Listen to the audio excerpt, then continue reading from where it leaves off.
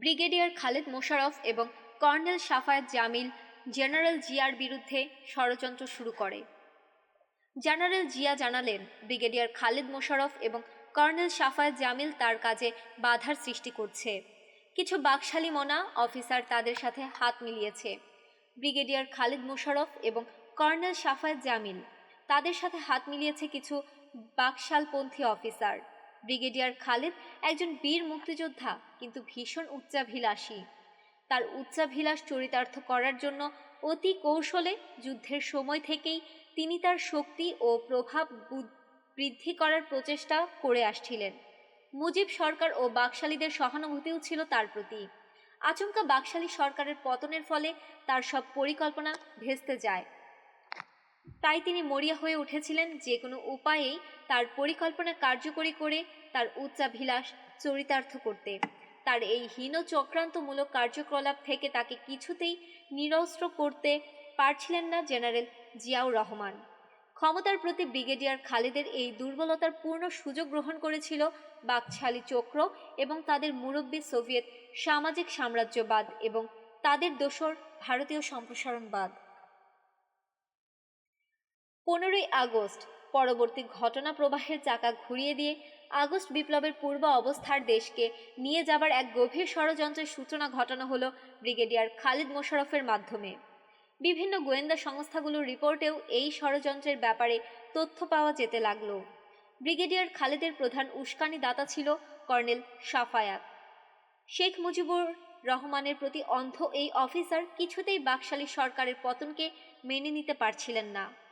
কুখ্যাত আত্রাই অপারেশনের champion colonel Shafayat Jamil, যাকে পরে ঢাকায় ব্রিগেড কমান্ডার হিসেবে নিয়োগ করে শেখ মুজিব পুরস্কৃত করেছিলেন, সেই শাফায়াত জামিলের অধীনস্থ ঢাকা ব্রিগেডই মুজিব সরকারের পতন ঘটালো। এই হিউমিলেশন তার পক্ষে কিছুতেই সহ্য করা সম্ভব হচ্ছিল না। ব্রিগেড কমান্ডার হিসেবে এই গ্লানি তাকে কুরে কুরে খাচ্ছিল। এর জন্যই সে ব্রিগেডিয়ার খালেদকে মোশতাক সরকার এবং জেনারেল জিয়ার বিরুদ্ধে উস্কে দিয়ে তাকে বাকশালী চক্র ও তাদের বিদেশি প্রভুদের ক্রিয়ানকে পরিণত করেছিল।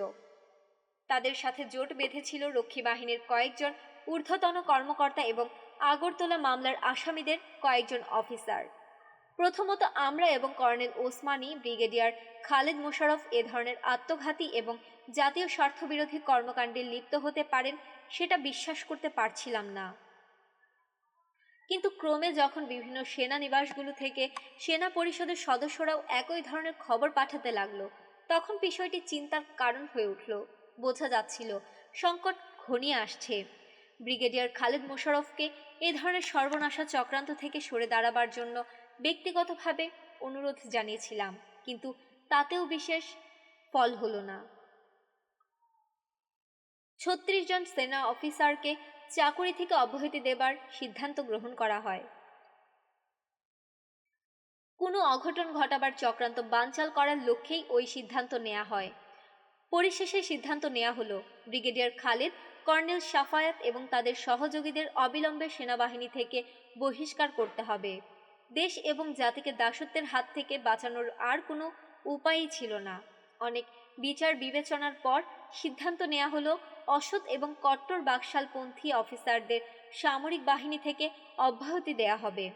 সর্বমোট 36 জন অফিসারকে সেনাবাহিনী থেকে অব্যাহতি দেবার সিদ্ধান্ত গ্রহণ করা হয়। কাজটি ছিল খুবই ঝুঁকিপূর্ণ, কারণ স্বাধীনতা সংগ্রামের সব যোগ্য কমান্ডারদের প্রতি একটি বিশেষ আকর্ষণ এবং আনুগত্য ছিল তাদের অধীনস্থ যোদ্ধাদের। সেই পরিপ্রেক্ষিতে ব্রিগেডিয়ার খালেদ এবং কর্নেল শাফায়াতকে চাকরিচ্যুত করলে সেনাবাহিনীতে একটি প্রতিক্রিয়া হতে পারে, কিন্তু আমরা নিশ্চিত ছিলাম ব্রিগেডিয়ার খালেদ এবং তার দোসরদের চক্রান্তের আসল উদ্দেশ্য সৈনিকদের সামনে তুলে ধরলে ব্যক্তিগত আনুগত্য যাদের আছে তারাও জাতীয় স্বার্থবিরোধীহীন চক্রান্তকে সমর্থন করবে না। আমাদের তরফ থেকে সিদ্ধান্তের কথাটা জেনারেল জিয়াই জেনারেল ওসমানীকে জানালেন। সব শুনে তিনি স্তম্ভিত হয়ে গেলেন। তিনি কিছুতেই বিশ্বাস করতে পারছিলেন না খালেদ এবং শাফায়াত এ ধরনের নেক্কারজনক কাজে লিপ্ত হতে পারে। কিন্তু গোয়েন্দা বিভাগীয় প্রধানরা যখন বিস্তারিত রিপোর্ট তার সামনে পেশ করলেন, তখন অসহায় হাত ক্ষেপে ক্ষিপ্ত হয়ে উঠেছিলেন তিনি। বৃহত্তর চক্রান্তের বরে খালেদ চক্র। ব্রিগেডিয়ার খালেদ এবং তার দোসররা বৃহত্তর চক্রান্ত বড় হিসেবেই শুধুমাত্র ব্যবহৃত হচ্ছিল। গোয়েন্দা রিপোর্ট থেকে বোঝা যাচ্ছিল তাজউদ্দিন আহমদ পরবর্তী সরকার গঠনের প্রস্তুতি নিচ্ছিলেন। গোয়েন্দা রিপোর্টগুলো থেকে পরিষ্কার হয়ে উঠেছিল এই চক্রান্ত হাত রয়েছে বাকশালীদের একটি চক্র এবং তাদের সার্বিকভাবে মদত যোগাচ্ছিল প্রতিবেশী রাষ্ট্র ভারত ও সোভিয়েত ইউনিয়ন। তাদের রিপোর্ট অনুযায়ী ভারত এবং সোভিয়েত ইউনিয়ন চেষ্টা চালাচ্ছে আর্মির মধ্যে কিছু লোকের মাধ্যমে একটি প্রতি বিপ্লবী ঘটনা ঘটিয়ে জাতীয় পর্যায়ে বিভক্তি সৃষ্টি করে দেশকে রক্তক্ষয়ী গৃহযুদ্ধের দিকে ঠেলে দিয়ে 25 বছরের আওতায় বাংলাদেশে সরাসরিভাবে হস্তক্ষেপ করে জনাব তাজউদ্দিনের নেতৃত্বে একটি অনুগত সরকার গঠন করে বাংলাদেশকে আবার একটি করদ রাজ্যে পরিণত করা। রিপোর্ট থেকে আরও জানা গেল এই নীল নকশা বাস্তবায়নে ভারতীয় গোয়েন্দা সংস্থা র এবং বাংলাদেশে অবস্থিত ভারতীয় ও সোভিয়েত ইউনিয়ন দূতাবাসে যৌথভাবে অত্যাধিক মাত্রার তৎপর রয়েছে। তাদের পরামর্শে ব্রিগেডিয়ার খালেদ মোশাররফের ভাই সাবেক সাংসদ বাকশালী নেতা জনাব রাশেদ মোশাররফ সংশ্লিষ্ট মহল এবং ব্রিগেডিয়ার খালেদ মোশাররফের মধ্যে যোগাযোগ রক্ষা করার দায়িত্ব গ্রহণ করেছিলেন। এই চক্রান্তের সম্পর্কে পরবর্তীকালে জনাব এনায়েতুল্লাহ খানের পত্রিকা সাপ্তাহিক হলিডেতে এক বিস্তারিত রিপোর্ট প্রকাশিত হয়। বাংলাদেশ দ্য আনফিনিশড রিভলিউশন গ্রন্থে জনাব লিফসুলজ লিখেছেন, রয়টার সংবাদদাতা জনাব আতিকুল আলমের হাতে ভারতীয় হাই কমিশনার জনাব সমর সেনের কাছে অভ্যুত্থান বিষয়ক জনাব তাজউদ্দিনের স্বহস্তে লিখিত একটি চিঠি পৌঁছেছিল। জনাব Zillur Rahman Khan leadership crisis in Bangladesh গ্রন্থে লিখেছেন, খালেদ মোশাররফের অভ্যুত্থানের বিষয়ে জেলে 4 নেতা অবহিত ছিলেন। এটা ছিল একটি মুজিবপন্থী পাল্টা অভ্যুত্থান, কারণ 4 নেতা বীর দর্পে জেল থেকে বের হয়ে এসে সরকার গঠনের প্রস্তুতি নিচ্ছিলেন। জেনারেল জিয়া নিজের অজ্ঞাতেই সতর্ক ঘণ্টা বাজিয়ে দিলেন। 36 দিনের মধ্যে মাত্র 2 জন কর্নেল রৌফ এবং কর্নেল মালিকের অব্যাহতি ফাইল সই করিয়ে নিলেন তিনি প্রেসিডেন্টের কাছ থেকে। একই সাথে মুজিব আমলে অন্যায়ভাবে চাকরিচ্যুত অফিসারদের পুনর্বহালের প্রতিক্রিয়াকে ত্বরান্বিত করার জন্য জেনারেল জিয়াকে অনুরোধ জানানো হয়। এর কয়েকদিন পরেই আমরা আবার চাকুরিতে পুনর্বহাল হই। এতে করে সেনাবাহিনীতে বিপ্লবের সপক্ষ শক্তি বৃদ্ধি পায়। জেনারেল জিয়ার হাতও এতে করে তুলনামূলকভাবে বেশি শক্তিশালী হয়ে ওঠে। জেনারেল জিয়া অবিলম্বে আমাদের সবাইকে বিভিন্ন গুরুত্বপূর্ণ ইউনিটগুলোতে নিয়োগ করার উদ্যোগ গ্রহণ করেন। আমাদের সেনাবাহিনীতে পুনর্বাসনের ফলে ব্রিগেডিয়ার খালেদ ও তার সমর্থকরা ভীত সন্ত্রস্ত হয়ে পড়েন। তারা বুঝতে পারেন সেনাবাহিনীর গুরুত্বপূর্ণ ইউনিটগুলো আমাদের নিয়ন্ত্রণে চলে আসলে তাদের কোনো ষড়যন্ত্রই কার্যকরী করা সম্ভব হবে না। তারা এটাও বুঝতে পারলেন যে তাদের দিন ফুরিয়ে এসেছে, তাই তারা অস্থির হয়ে উঠলেন মরণ কামড় দেবার জন্য। ওই সময়ে একদিন জেনারেল জিয়া প্রেসিডেন্ট মোশতাকের কাছ থেকে কর্নেল রৌফ শেখ মুজিবের আমলে তার বিশেষ আস্থাভাজন সেনাবাহিনীর গোয়েন্দা প্রধান এবং কর্নেল মালিকের চাকরিচ্যুতির ফাইল সই করিয়ে নিয়ে সেনাবাহিনী থেকে তাদের অবসর প্রদানের আদেশ জারি করলেন। ব্যাপারটা জানতে পেরেই আমি শঙ্কিত হয়ে পড়লাম। ছুটে গেলাম জেনারেল জিয়ার কাছে। স্যার, এটা আপনি কি করলেন?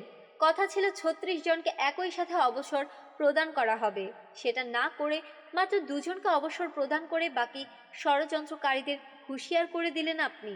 এটা কি ঠিক হলো? জবাবে জেনারেল জিয়া আমাকে বলেন, don't worry, let me move step by step, things would be all right, let me handle the affairs in my own way. একটি আশ্চর্যজনক ঘটনা। একটি তরুণ প্রতারক আমার নাম ভাঙিয়ে ফায়দা লোটার চেষ্টা করে। একদিন রাতে ক্যাবিনেট মিটিং শেষ হবার পর মন্ত্রী মহোদয়গণ বঙ্গভবনের করিডরে বেরিয়ে এসেছেন।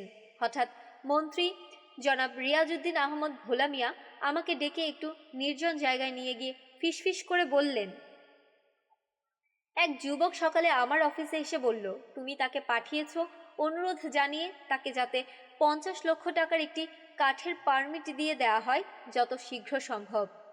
সব শুনে আমি থ হয়ে গেলাম। কি সাংঘাতিক ব্যাপার! আমাকে বেচার চেষ্টা করছে কেউ।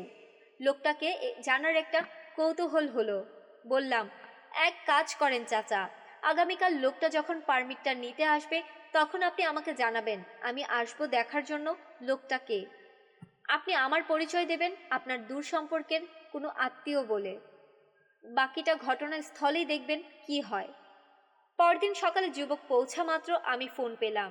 আমি কয়েকজন আইবির লোক সঙ্গে করে উপস্থিত হলাম মন্ত্রী সাহেবের দফতরে। চেম্বারে ঢুকে দেখি এক কেতা দুরস্থ তরুণ চাচার মুখোমুখি বসে চা খাচ্ছে। আমি সালাম জানিয়ে বসলাম যুবকের পাশেই। যুবককে আমার পরিচিত নয়। চাচাকে উদ্দেশ্য করে বললাম, স্যার, আপনি বলেছিলেন আজ আসতে আমার ছোট ভাই এর আর্মিতে অফিসার র্যাঙ্কে ভর্তির ব্যাপারে। আপনি বলেছিলেন মেজর ডালিমের খুব ঘনিষ্ঠ কেউ আসবে আজ, যার মাধ্যমে কাজটা করিয়ে দেবার চেষ্টা করবেন আপনি।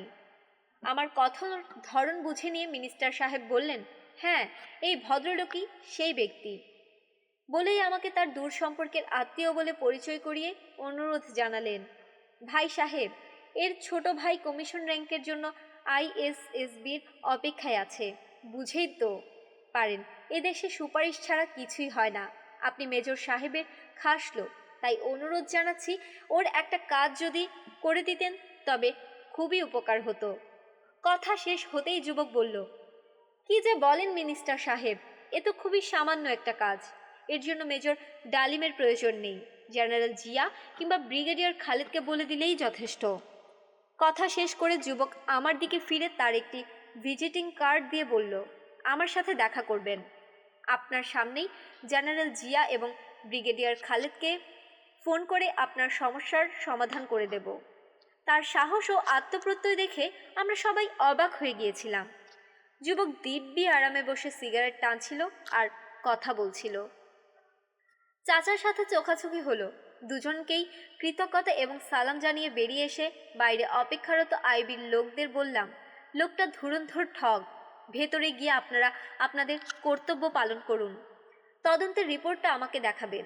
পরে তদন্তে দেখা গিয়েছিল যুবকের নাম ঠিকানা সবই ভুয়া।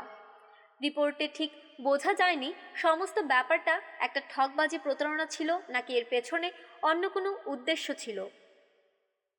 ঘটনাটি হাতে নাতে ধরা না পড়লে আমার নামে দুর্নীতির অভিযোগ রটানো যেত অবশ্যই। এই ঘটনার পরিপ্রেক্ষিতে প্রচার মাধ্যমগুলোর মাধ্যমে এ ধরনের প্রতারণার ব্যাপারে সচেতন থাকার জন্য আবেদন জানানো হয়েছিল। আমরাও বিশেষভাবে সতর্ক হয়ে উঠেছিলাম। চোখ কান খোলা রেখে চলতে হবে।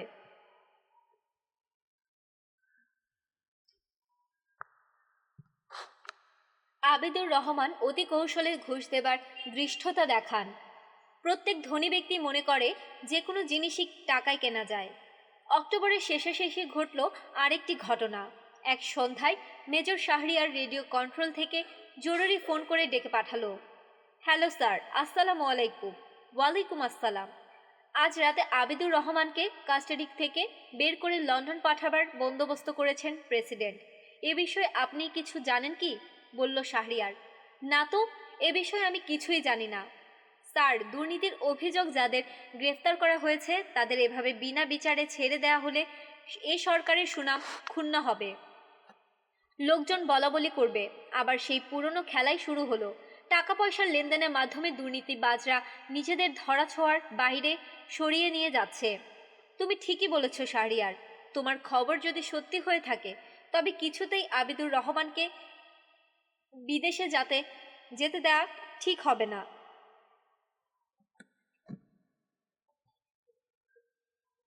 তুমি পুনরায় তাকে আটক করার ব্যবস্থা করো। তাকে ধরতে হবে এয়ারপোর্ট থেকে, যাতে করে এর পেছনের মূল ব্যক্তিদের পরিচয় পাওয়া যায়। অভিযুক্ত কাউকে ছেড়ে দেবার অধিকার কারণেই। After you get him, let me know. Okay sir, I shall do everything that is necessary. Telephone রেখে দিল শাহরিয়ার। মাঝরাতের লন্ডনগামী ফ্লাইটে বিশেষ ব্যবস্থায় তুলে দেওয়া হয়েছিল আব্দুর রহমানকে। প্লেনের ভেতর থেকেই অফলোড করে ধরে এনেছিল শাহরিয়ারের পাঠানো টাস্ক ফোর্স। খবর পেয়ে আমি গিয়ে উপস্থিত হলাম শাহরিয়ারের কন্ট্রোল রুমে। আইজি জনাব নুরুল ইসলাম এবং গ্রেফতারকৃত বিশেষ ব্যক্তিদের ইনচার্জ ডিআইজি জনাব এ চৌধুরীকেও ডেকে আনা হলো। কারণ খবর পাওয়া গিয়েছিল এ ব্যাপারে তাদের হাত রয়েছে। জনাব এ চৌধুরীকে জিজ্ঞেস করলাম, স্যার, দুর্নীতির সুনির্দিষ্ট অভিযোগে যাদের গ্রেফতার করা হয়েছে তাদের দায়িত্ব তো আপনিই রয়েছেন, তাই না? জি হ্যাঁ, জবাবে বললেন জনাব চৌধুরী। সেক্ষেত্রে জনাব আবিদুর রহমানকে ছাড়পত্র দিয়ে প্লেনে তুলে দেবার বন্দোবস্ত করলেন কার হুকুমে? আমার অপ্রত্যাশিত প্রশ্নে কিছুটা ভড়কে গেলেন জনাব চৌধুরী। আমতা আমতা করে বললেন, আইজি সাহেবের হুকুমেই এই ব্যবস্থা করেছিলাম আমি। আইজি সাহেব, আপনি কি করে এ ধরনের হুকুম দিলেন? থতমত খেয়ে গেলেন আইজি সাহেব। প্রেসিডেন্টের কথা মতো কাজ করেছি আমি। প্রেসিডেন্ট সাহেব এ ব্যাপারে কোনো লিখিত অর্ডার দিয়েছেন কি? প্রশ্ন করলাম। জি না, টেলিফোনে বলেছিলেন। টেলিফোনের কথা যদি এখন প্রেসিডেন্ট অস্বীকার করেন তখন আপনার অবস্থা কি হবে আইজি সাহেব? আইনের রক্ষক হয়ে এ ধরনের কাজ করাটা ঠিক হয়েছে কি আপনার? আমার কথায় ভীষণভাবে ঘাবড়ে গেলেন পুলিশের জাদরেল অফিসার জনাব ইসলাম। কিছুক্ষণ ভেবে নিয়ে বললেন, মেজর সাহেব, উপরওয়ালাদের ইচ্ছা আমাদের মতো জুনিয়রদের জন্য হুকুমেরই সমান। বাহ, বেশ বলেছেন। ঔপনিবেশিক আমলাদের এই বিশেষ গুণটি ভালোই জানা আছে আপনার। কিন্তু বাংলাদেশ তো একটি স্বাধীন দেশ। এক্ষেত্রে একটি আইন বিরোধী কাজ করতে এতটুকু বাধল না আপনার? বাঁধবেই বা কেন? ঘুণে ধরা ব্যবস্থার শিকার আপনারা আমরা সবাই। স্বাধীনতা পূর্বকালে ঔপনিবেশিক আমলাতন্ত্র সৃষ্টি করে তৃতীয় বিশ্বের সব দেশেই শোষণ কায়েম রেখেছিল বিদেশি শাসকরা। তথাকথিত স্বাধীনতা লাভের পর সেই আমলাতন্ত্রের অবকাঠামো অটুট রেখে দেশকে লুটেছে সাদা চামড়ার জায়গায় জাতীয় ব্রাউন সাহেবরা। তাদের ওই অপশাসন শোষণে সবসময়ই মদত জুগিয়ে এসেছে ভাগিদার হিসেবে সামরিক ও বেসামরিক আমলাতন্ত্র। অসৎ রাজনীতিবিদ এবং আমলাতন্ত্রের মাঝে জাতীয় সম্পদের ভাগ বাটোয়ারা হয়ে এসেছে সব আমলেই। কিন্তু এই লুটপাটের সব দায়িত্ব কখনোই বহন করতে হয়নি আমলাতন্ত্রকে। সব দায় বহন করতে হয়েছে শুধু রাজনীতিবিদদেরই। আমলারা হেফাজতে থেকেছেন সবসময়ই ব্যাক স্টেজ প্লেয়ার হিসেবে, ধরাছোঁয়ার বাইরে। কিন্তু সেই অপকর্মের ধারাবাহিকতা বজায় রাখার জন্য মুক্তিযুদ্ধ কিংবা আগস্ট বিপ্লব হয়নি। এই দুটো সংগ্রামই করা হয়েছে জাতীয় পরিসরে সর্বক্ষেত্রে গণমুখী পরিবর্তন আনার জন্য। সেক্ষেত্রে সময়ের দাবিতে আমাদের মন মানসিকতা বদলাতে হবে, তা না হলে সবকিছুই ব্যর্থ হয়ে যাবে। আইজি সাহেব, প্রেসিডেন্ট যদি আপনাকে সে ধরনের কোনো কথা বলেও থাকেন তখন একজন অভিজ্ঞ অফিসার হিসেবে তো আপনার বলা উচিত ছিল যে কাজটি বেআইনি বিধায় করা ঠিক হবে না, তাই নয় কি? আশা করি আগামীতে এ ধরনের ঘটনা আর ঘটবে না। আবিদুর রহমানকে ধরে আনা হয়েছে, যাবার সময় তাকে সঙ্গে করে নিয়ে যাবেন। আইন সবার জন্যই সমান, কথাটা কাজেও প্রমাণিত হওয়া উচিত, কি বলেন? তাদের সাথে আলাপ শেষ করে জনাব আবিদুর রহমানকে ডাকিয়ে আনা হলো।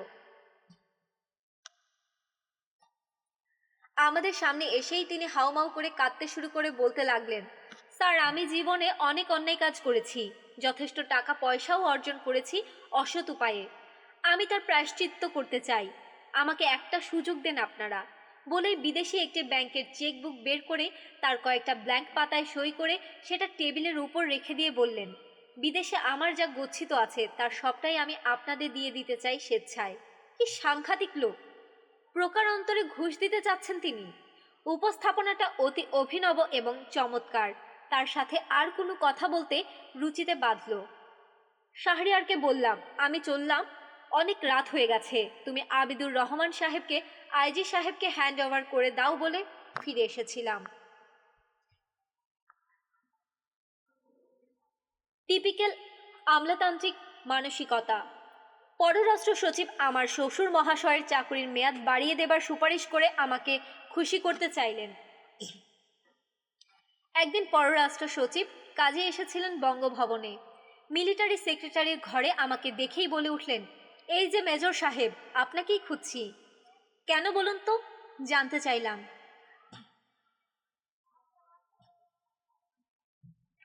আপনার শ্বশুর জনাব আর চৌধুরী আমার বিশেষ বন্ধু।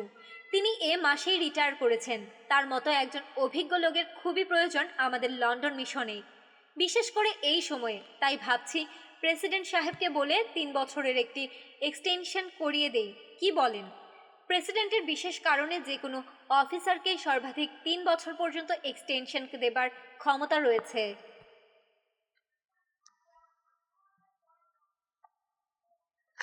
ধৈর্য সহকারে তার কথা শুনে বললাম, স্যার, আমার শ্বশুর সরকারি চাকরির নিয়ম অনুযায়ী রিটায়ার করেছেন। তাকে এক্সটেনশন দেবার প্রয়োজন আছে কিনা সেটা আপনার ডিপার্টমেন্টাল অ্যাফেয়ার্স, সেটা আপনিই ভালো বুঝবেন। সেক্ষেত্রে আমার মতামত কিংবা পরামর্শ নেবার যৌক্তিকতাটা ঠিক বোধগম্য হচ্ছে না। আমার জবাবে সেক্রেটারি সাহেব কেমন যেন একটু দমে গেলেন, কিন্তু ঝানু লোক যেতে যেতে বলে গেলেন, না মানে ব্যাপারটা আপনাকে জানিয়ে রাখা আর কি, এছাড়া আর কিছুই নয়। উদ্দেশ্য পরিষ্কার। তিনি আমাকে জানান দিয়ে গেলেন আমার শ্বশুরের এক্সটেনশনটা হচ্ছে তারই উদ্যোগে। তিনি পরে ঠিকই প্রেসিডেন্টের কাছে ফাইলটা পাঠিয়েছিলেন স্ট্রংলি রিকমেন্ডেড করে। তবে আমি সেটা হতে দেইনি প্রেসিডেন্টকে অনুরোধ করে। আমার যুক্তি ছিল সাধারণভাবে সরকারের নীতি যেখানে এক্সটেনশন এর বিরুদ্ধে, সেখানে আমার শ্বশুরকে এক্সটেনশন দিলে লোকজন কথা বলার সুযোগ পাবে। তোষামতকারীরা রাষ্ট্রপতিকে খুশি করার সর্বাত্মক চেষ্টা চালাচ্ছিল। সাধারণভাবে মানব চরিত্র তোষামদের প্রতি দুর্বল হয়ে থাকে। মোসাহেবদের দল মানুষকে আরো দুর্বল করে তুলতে পারে। একদিন দেখি জাতীয় ব্যাংকের গভর্নর জোরে সোরে লবি করে চলেছেন। নতুন নোট যেটা ছাপাবার সিদ্ধান্ত নেওয়া হয়েছে তাতে প্রেসিডেন্ট মোশতাকের ছবিই ছাপানো উচিত। কয়েকজন পদস্থ আমলাও কেরাসে যোগ দিয়ে একই কথা বলে বেড়াচ্ছেন। এক ফাঁকে আমি গভর্নর সাহেবকে কাছে পেয়ে বললাম, স্যার, অস্থায়ী সরকারের রাষ্ট্রপতির ছবি ছাপানোর জন্য এতটা মরিয়া হয়ে উঠেছেন কেন? আমার প্রশ্নের উপযুক্ত জবাব খুঁজে না পেয়ে কিছু না বলেই কেটে পড়লেন। এমনইভাবে একদিন শুনতে পারলাম কিছু রাজনৈতিক নেতা এবং কিছু আমলা বিতর্কের ঝড় তুলেছেন। আমাদের কোনো নির্দিষ্ট জাতীয় পোশাক নেই, একটা জাতীয় পোশাক নির্ধারণ করতে হবে।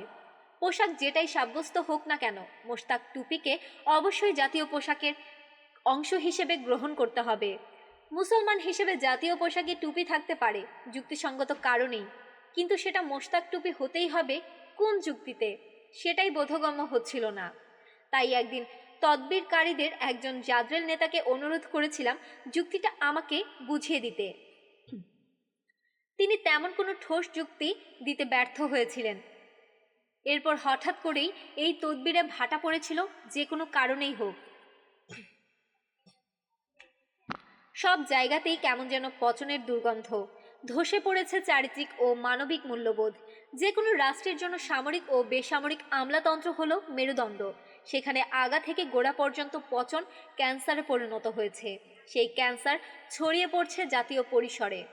সেখানে শুদ্ধি অভিযান চালিয়ে কতটুকু পরিবর্তন আনা সম্ভব সেটা একটা কঠিন প্রশ্ন ও ভাবনার বিষয়। দ্রুত এই পচন ও অবক্ষয়ের হাত থেকে দেশ ও জাতিকে বাঁচানো অত্যন্ত দুরূহ কাজ। অসম্ভবকে সম্ভব করার প্রক্রিয়া শুরু করার পরিবেশ সৃষ্টি করার দায়িত্ব ঐতিহাসিকভাবেই আজ আমাদের উপর বর্তেছে। এই গুরু দায়িত্ব পালনের আপ্রাণ চেষ্টা করে চলেছি আমরা পাহাড় সমান প্রতিবন্ধকতার মুখে। জানি না কতটুকু এগিয়ে নিয়ে যেতে পারবো এই প্রক্রিয়াকে। এ সমস্ত ভাবতে ভাবতে একসময় ঘুমিয়ে পড়েছিলাম। পরদিন অভ্যাস মতো ভোর 6টায় ঘুম ভেঙে গেল। প্রাতক্রিয়া সম্পূর্ণ করে কাপড় পরছিলাম, সেই সময় প্রেসিডেন্টের আরদালি হেসে জানালো প্রেসিডেন্ট সাহেব নাস্তার জন্য আমাকে ডেকে পাঠিয়েছেন। তার কামরায় গিয়ে দেখলাম আমাদের প্রায় সবাই সেখানে উপস্থিত। আমি একটি খালি চেয়ারে বসলাম প্রেসিডেন্টের অনুমতি নিয়ে। ভাবছিলাম প্রেসিডেন্ট গত রাতে আবেদুর রহমানের বিষয়ে জিজ্ঞাসা করবেন, কিন্তু সে বিষয়ে কোনো উল্লেখ না করে হঠাৎ তিনি বলে উঠলেন, বাবা, আমগো মধ্যেই কমিউনিস্ট ক্যাডা ক্যাডা। অপ্রত্যাশিত প্রশ্নটা করেই তিনি আমাদের সবাইকে দেখতে লাগলেন তীক্ষ্ণ জিজ্ঞাসু দৃষ্টি দিয়ে। মুখে ছিল তার স্বভাবসিদ্ধ রহস্যময় হাসি। আমাদের কেউই তার প্রশ্নের জবাবে কিছুই বলল না। তিনিই আমাদের সবাইকে নিশ্চুপ দেখে আবার বললেন, যারাই কমিউনিস্ট হও না কেন, তোমরা যাইন না রাইখো, আমি সবচেয়ে বড় কমিউনিস্ট। এরপর আর বিশেষ কোনো কথাবার্তা হলো না। নাস্তা শেষে আমরা সবাই বেরিয়ে এলাম। মনে খটকা লাগলো, প্রেসিডেন্ট হঠাৎ করে এমন একটা অপ্রাসঙ্গিক প্রশ্ন করলেন কেন। তবে কি তিনি বিভিন্ন রাজনৈতিক দল, নেতৃবৃন্দ ও ব্যক্তিদের সাথে আমাদের, বিশেষ করে আমার গোপন যোগাযোগের বিষয়ে কিছু জানতে পেরেছেন, নাকি তিনি ইঙ্গিতে আমাদের কাছে নিজেকে প্রগতিবাদী হিসেবে আখ্যায়িত করার চেষ্টা করলেন? কিছুই ঠিক বুঝতে পারলাম না। তার সেই উক্তি রহস্যবৃত্তই রয়ে গেল আমাদের সবার কাছে।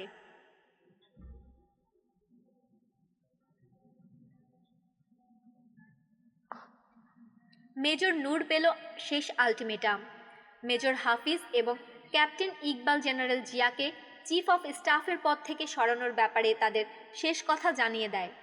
এদিকে আমাদের চাকুরিতে পুনর্বহালের গ্যাজেট নোটিফিকেশন বেরুলেও পোস্টিং অর্ডার তখন পর্যন্ত বেরোয়নি। লিস্টেড অফিসারদের চাকুরিচ্যুত ফাইলটিও সই হয়ে আসেনি প্রেসিডেন্টের কাছ থেকে। বুঝতে পারলাম বিভিন্ন স্বার্থান্বেষী মহলের কুটচালের পরিপ্রেক্ষিতেই এই দুটো বিষয়ে সিদ্ধান্ত বাস্তবায়নে বিলম্বিত হচ্ছে। গলতটা যে কোথায় সেটা খুঁজে বের করার চেষ্টা করেও কোনো হদিস পেলাম না আমলাতান্ত্রিক মারপেচের গোলক ধাঁধায়। সংকট ঘনীভূত হতে থাকলো। সেপ্টেম্বরের শেষে এক দুপুরে মেজর নূর এসে উপস্থিত হলো আমার ঘরে। কি ব্যাপার নূর, তোমাকে বেশ চিন্তিত মনে হচ্ছে? চিন্তারই বিষয় স্যার। গত দুদিন যাবৎ মেজর হাফিজ এবং ক্যাপ্টেন ইকবালের সাথেই আছি। শেষবারের মতো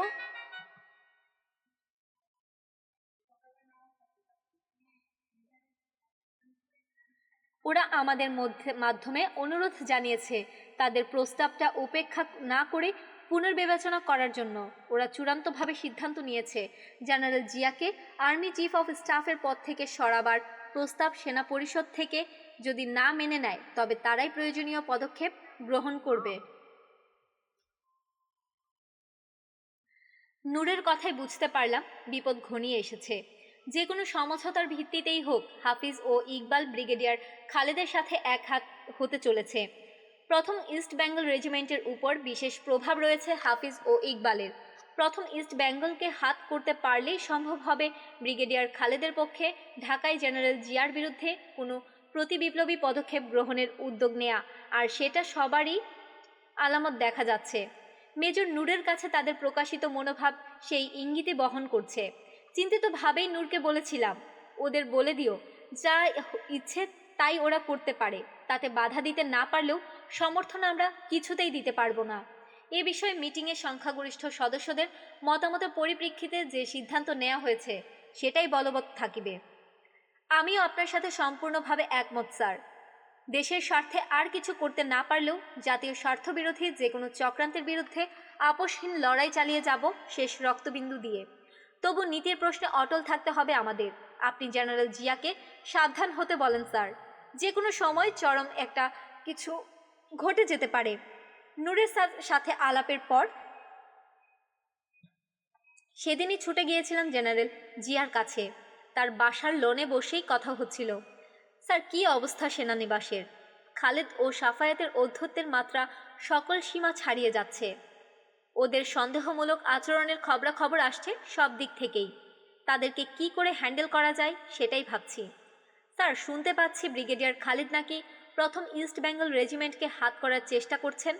এ ব্যাপারে আপনার সতর্ক হওয়া উচিত। প্রথম ইস্ট বেঙ্গলকে নিয়ন্ত্রণে নিয়ে আসতে পারলে ঢাকায় ব্রিগেডিয়ার খালিদ যে কোনো একটা চূড়ান্ত অঘটন ঘটিয়ে ফেলার ঝুঁকি নিতে পারে। Don't you worry. The advance party of the first field regiment has already arrived from Kumilla and the main body is on the way. They should be here just within a few days. প্রথম east Bengal সম্পর্কে ভেবো না, ওটা তো আমরাই নিজস্ব battalion. How could Khalid লে his hand on it? স্বভাবসিদ্ধ আত্মপ্রত্যয়ের সাথে জবাব দিলেন জেনারেল জিয়া। তবু সাবধানের মার নেই স্যার। সব দিকেই সার্বক্ষণিক নজর রেখে চলতে হবে আপনাকে এখন থেকে। Please don't under estimate your opponent. ভালো কথা, আমাদের পোস্টিং অর্ডারগুলো এখনও বেরোচ্ছে না কেন? এ ব্যাপারে গড়িমসি করছে কেন MS branch? Our postings at the different strategically important units would immensely strengthen your hand to deal with Brigadier Khalid and particularly in the present complex and explosive situation. You should have been able to get the retirement order signed by the president by now. I tell you, sir, time is running out and you must exert yourself to get these things done before it is too late. I understand, জবাব দিলেন general Zia. বাইরে প্রকাশ না করলেও তিনি যে বিশেষভাবে উদ্বিগ্ন সেটা আমি তাকে একান্তভাবে জানি বলেই বুঝতে পারছিলাম। এভাবেই সেদিন আমাদের আলাপ শেষ হয়েছিল।